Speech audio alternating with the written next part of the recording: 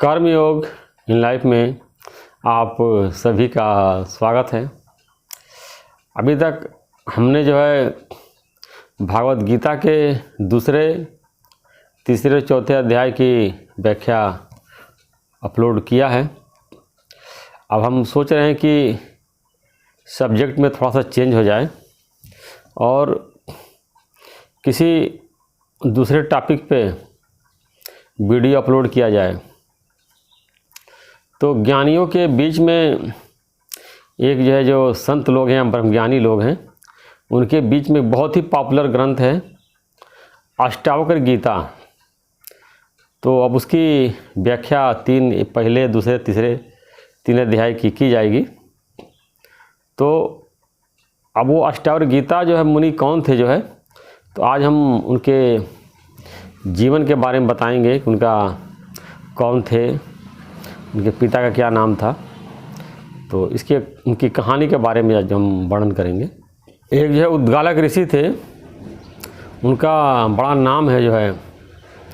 तो उनके आश्रम में एक कहोड़ नाम के विद्यार्थी वो रहता था और वेदों का वो अध्ययन करता था और बहुत ही वो तेज था और बहुत प्रकांड पंडित था। तो उद्गालक ऋषि का जो है कहोड़ पे जो है स्नेह था। जैसा अक्सर ये होता है कि कोई भी टीचर जब स्टूडेंट को पढ़ाता है और जो उसकी बात को ध्यान से समझता है और पढ़ने में थोड़ा आगे रहता है, तो टीचर का ऑटोमेटिक ध्यान उसके तरफ खिंच जाता है। तो यही बात जो है कहोड़ में थी और बहुत ही प्रतिभाशाली स्टूडेंट थे। तो इसीलिए उद्गालक ऋषि जो है उन पर बहुत प्रसन्न थे। तो कहोड़ ऋषि जब अपना विद्या पूरा कर लिया, तो जैसे सारे स्टूडेंट आते हैं विद्या पूरा करके चले जाते हैं, वो तो उनका प्रयोजन नहीं था। स्कूल में जाते हैं, पढ़ाई करते हैं, पढ़ाई ख़त्म होता है तो चले जाते हैं। तो ये जो वियोग का दुख बड़ा जो है दुखदायी होता है। जब भी स्टूडेंट भी आज के ज़माने में देखा जाता है कि उनकी फेयरवेल होती है और पढ़ाई के बाद जब लोग एक दूसरे से एक फंक्शन भी रखते हैं, मिलजुल कर जाते हैं, तो बड़ा दुखदायी होता है।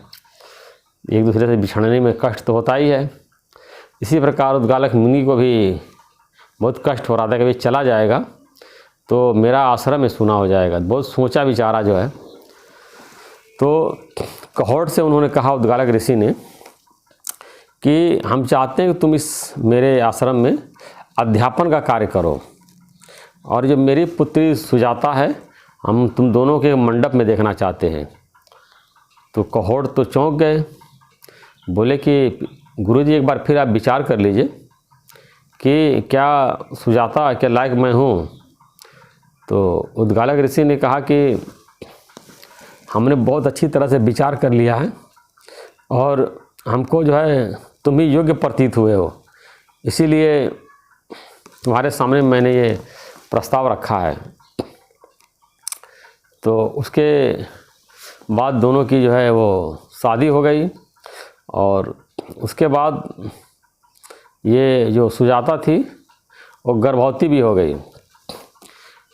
तो ये वेदों का पाठ पढ़ा रहे थे कहोड़। तो अंदर से वो गर्भस्थ शिशु ने बोला कि आप ऐसे गलत श्लोक पढ़ा रहे हैं और विद्यार्थी भी ऐसे गलत का उच्चारण करेंगे। तो उनको बड़ा क्रोध आ गया कहोड़ को। तो जो लोग भी ज्ञानी होते हैं उनके अंदर ज्ञान का अभिमान होता है कि मैं ज्ञानी हूँ, और उनके अंदर से ज्ञान का अभिमान निकल गया। कहा कि सोचा उन्होंने कि सुजाता ने तो आज तक कभी हमको टोका नहीं, ना कोई ज्ञान की बातें की, कि कौन बोल रहा उसके अंदर से। तो उन्होंने अनुमान लगा लिया कि गर्भस्थ शिशु है जो हमको टोक रहा है। तो उन्होंने गुस्से में बोला कि तुम पिता को पेट में ही जो है रह कर शिक्षा दे रहे हो, जब पैदा होगा तो तुमको 8 बक्र हो जाएगा। तो उनको ज्ञान का इतना अभिमान था, उस अभिमान के कारण अपने पुत्र को ही श्राप दे दिया। तो उसके बाद उनको कहीं पता चला कि राजा जनक के दरबार में शास्त्रार्थ हो रहा है।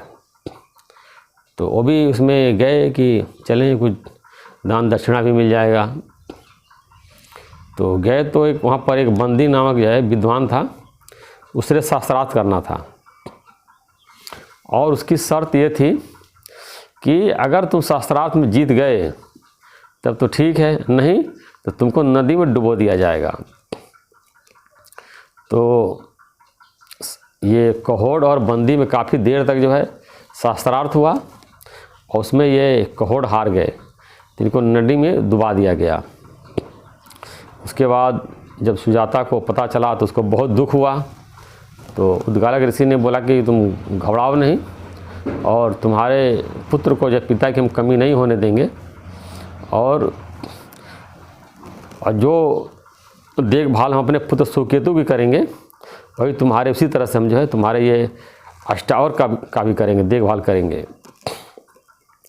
तो दोनों का लालन पोषण करने लगे और वेदों का अध्ययन दोनों करने लगे। लेकिन श्वेतकेतु था, उसको खेलना बहुत पसंद था और बहुत स्वादिष्ट व्यंजन बहुत पसंद थे।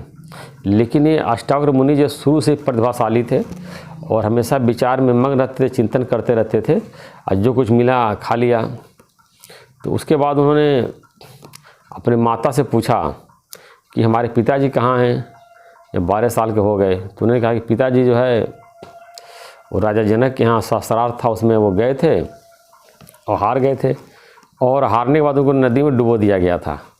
तो कहा कि वहाँ पंडित नहीं, कोई बहुत जो है वहाँ मूर्खों की सभा है कि कोई भी ऐसा व्यक्ति जो शास्त्रार्थ में पराजित हो जाने के बाद उसको नदी में क्यों डुबो देगा। यानी ज़रूर वहाँ पर कोई अहंकारी विद्वान है, घमंडी, उसको ज्ञान की प्राप्ति नहीं है, वह अज्ञानी है, मूर्ख है, वो विद्वान नहीं है। क्या मैं उसे शास्त्रार्थ करने अवश्य जाऊँगा। तो अपने माता के काफ़ी मना करने के बावजूद भी वो शास्त्रार्थ करने राज दरबार पहुँच गए।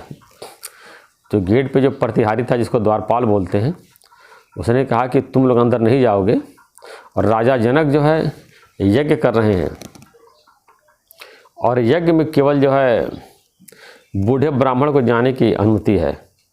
तो अष्टावक्र बोला कि क्या आप ज्ञान क्या अनुमान उम्र से लगाते हैं कि जिसका उम्र ज़्यादा है वो ज्ञानी है, उम्र कम है वो ज्ञानी नहीं है। ज्ञान का जो है अनुमान जो है व्यक्ति का जो है मन से लगाना चाहिए। ज्ञान तो मन में रहता, बाहर से क्या पहचान कि ज्ञानी है ज्ञानी नहीं है। आपकी अवस्था ज़्यादा हो जाएगी तो उसको ज्ञानी समझ लेंगे। तो बालक की बात देख करके और चेहरे का तेज देख करके द्वारपाल ने अंदर जाने दिया। जब अंदर गए तो टेढ़े मेढ़े पूरी उनके से शरीर थी, 8 बक्र निकला हुआ था, काला भी रंग। तो सब हंसने लगे। तो अष्टावक्र जो है मुनि को भी हंसी आ गई। तो राजा जनक ने पूछा, भाई ये लोग हंसे तो ठीक है, तुमने क्यों हंसा। कहा कि ये हमें यहाँ लग रहा है कि ये विद्वानों की सभा नहीं है, ये चमारों की सभा है। तो बंदी जो विद्वान था तिलमिला गया, बोला कैसे तुम कह सकते हो चमारों की सभा है, विद्वानों की सभा नहीं है।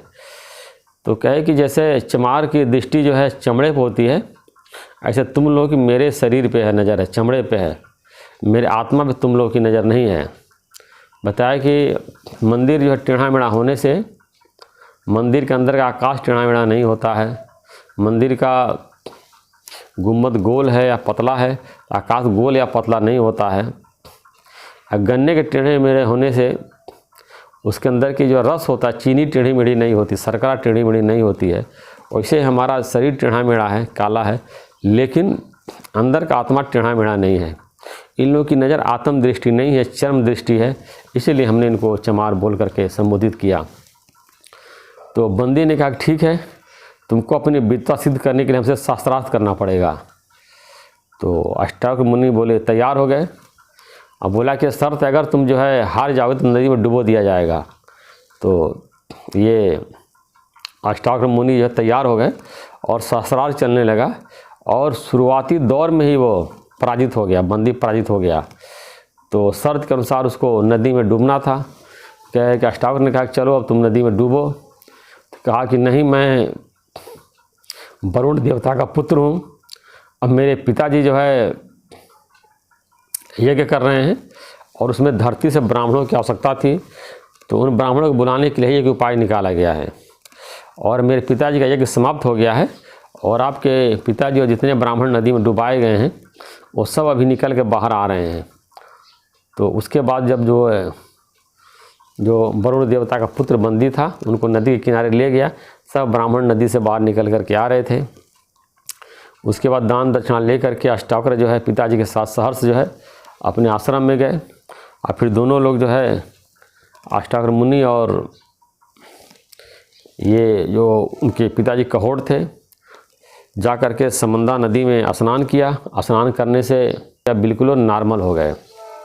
तो इस प्रकार जो है बाद में राजा जनक को लगा इससे ज़्यादा ज्ञानी जो है हमको नहीं मिलेगा। तो उन्होंने फिर उससे ज्ञान जो है प्राप्त जो है किया राजा जनक ने। और एक उन्होंने सपना देखा था रात में कि वो कहीं जंगल में जा रहे हैं, और जब जंगल में जा रहे हैं तो उसके बाद जो है उनको बहुत तेज़ भूख लगी। फिर खाना बनाया, खिचड़ी बनाई। फिर जैसे हाथ धोने गए कुत्ता का सारा खिचड़ी खा गया। फिर जैसे नींद टूटी, देखा कि हम तो अपने महल में सोने के बिस्तर पे लेटे हैं। तो उनके मन में शंका थी, ये सच्चा कि वो सच्चा, यानी सपना सच है कि ये सच है, क्योंकि यहाँ तो मैं सोने के पलंग पे लेटा हूँ और सपने में मैं खिचड़ी के लिए खाने के लिए भूखा प्यासा व्याकुल हो रहा था। तो उन्होंने कहा कि परीक्षा लेने के लिए अष्टावक्र का जो है राजजंग ने पूछा कि ये सच्चा कि वो सच्चा। तो अष्टावक्र मुनि ने अंदाज़ा लगाया कि ये तो जो है ज्ञानी नहीं है। ज्ञानी तो सत्य को जानता है और अज्ञानी भी नहीं, क्योंकि इसका कुछ जानने की जिज्ञासा, सच को जानना चाहता है, यानी ये जिज्ञासु है। तो जिज्ञासु जो भी जानता है वो गलत ही जानता है। तो अष्टावक्र मुनि ने अपने बुद्धि के अनुमान से बता दिया कि नहीं ये सच्चा है वो सच्चा। तो राजा जनक जो है समझ गया कि ज्ञानी है और यही हमारे प्रश्नों का उत्तर दे सकता है। तो अष्टावक्र मुनि ने केवल उनको 20 श्लोक उपदेश किया। उसी में राजा जनक को जो है बोध हो गया। और उसके बाद अगले अध्याय में, दूसरे अध्याय में वो अपना अनुभव बता रहे हैं कि कैसे उनको आत्मज्ञान प्राप्त हो गया है। तो इसका मतलब ये नहीं कि वो उनको इतना जल्दी ज्ञान प्राप्त हो गया तो सबको इतना जल्दी प्राप्त हो जाएगा, क्योंकि राजा जनक का अंतःकरण बहुत शुद्ध था। वो जो हमेशा ध्यान साधना में लगे रहते थे और विद्वानों की सभा करते थे। बिल्कुल उनको सच्चे गुरु की तलाश थी। और जैसे ही सच्चा गुरु जो है मिला उनको ज्ञान की प्राप्ति हो गई। जैसे देखिए दिया होता है, जो पहले पुराने दिया होती थी उसमें मट्टी का तेल होता था, उसमें वो बत्ती होती थी, दियसलाई से जलाना पड़ता था तो तुरंत जल जाती थी। अब कई लोगों के अंदर पूरी वो दिया बनानी पड़ती है, जैसे मट्टी का तेल बाती या पूरी जो जलने लायक उसको तैयार करना पड़ता है। उसके बाद जैसे ही गुरु के पास जाते हैं, जब चित्त निर्मल हो जाता है तो थोड़े से उपदेश में जो है ज्ञान की प्राप्ति हो जाती है। और जिनका चित्त निर्मल नहीं रहता है उनका बहुत लंबे समय तक उपदेश करना पड़ता है, तब जा कर के जो है उनको ज्ञान की प्राप्ति होती है। तो इस प्रकार जब हम लगातार ज्ञान की बातों को सुनते हैं, सत्संग में जाते हैं, गुरु से शास्त्रों का अर्थ समझते हैं, उसको विचार करते हैं, मनन करते हैं और लगातार लंबे समय तक दीर्घ काल तक सदाचार का पालन करते हैं, तो हमारा चित्त जो है निर्मल हो जाता है और हमको भी ज्ञान की प्राप्ति हो जाती है। जैसे स्वामी विवेकानंद जी ने बताया है कि जब जले हुए दिए के पास बुझा हुआ दिया जाता है तो भी जल जाता है। तो जो अपने आत्म स्वरूप में जागृत है, जो अपने स्वरूप में स्थित है और जिसने परमात्मा को जान लिया है और जो मोक्ष प्राप्त कर लिया है, तो जब उसके संपर्क में जाते हैं तो हम भी जागृत हो जाते हैं। अब ये अगर कच्चे गुरु है तो उससे हमको मुक्ति नहीं मिलेगी। ऐसे गुरु नानक साहब ने बोला है, पूरे गुरु का सुन उपदेश पार ब्रह्म निकट कर देख। जब पूरे गुरु का हम उपदेश सुनते हैं, पार ब्रह्म परमात्मा का सबसे निकट अपने हृदय में करके देखते हैं। और कच्चे गुरु के पास जाएंगे, इधर उधर की बातें बताएंगे, जैसे एक भजन है, खुद ही भटक रहे हैं मार्ग दिखाने वाले, जो सबको मार्ग दिखाते हैं, सत्य का मार्ग दिखाते हैं, बताते थे मोक्ष दिला दूंगा, परमात्मा तक पहुंचा दूंगा, और अपने को ही बताते हैं कि मैं भगवान हूँ, मैं अवतारी पुरुष हूँ, और अपने शरीर में आसक्त करते हैं और उनको सत्य तक नहीं पहुँचने देते हैं। कह मैं ही पार ब्रह्म परमात्मा हूँ, गुरु ब्रह्मा गुरु विष्णु गुरु देवो महेश्वर, गुरु साक्षात पार ब्रह्म तस्मै श्री गुरुवे नमः। तो अपने शरीर को ही गुरु मान लेते हैं और शरीर में ही शिष्यों को आसक्त करते हैं। लेकिन सच्चा गुरु जो होता है वो शिष्य का हाथ जब परमात्मा के हाथ में मिला देता है, जैसे एक दोहा है, आत्मा परमात्मा दुई रहे बहुकाल, सुंदर मेला कर दिया जब सद्गुरु मिले दलाल। सही गुरु मिलता है आत्मा परमात्मा का मिलाप कर देता है।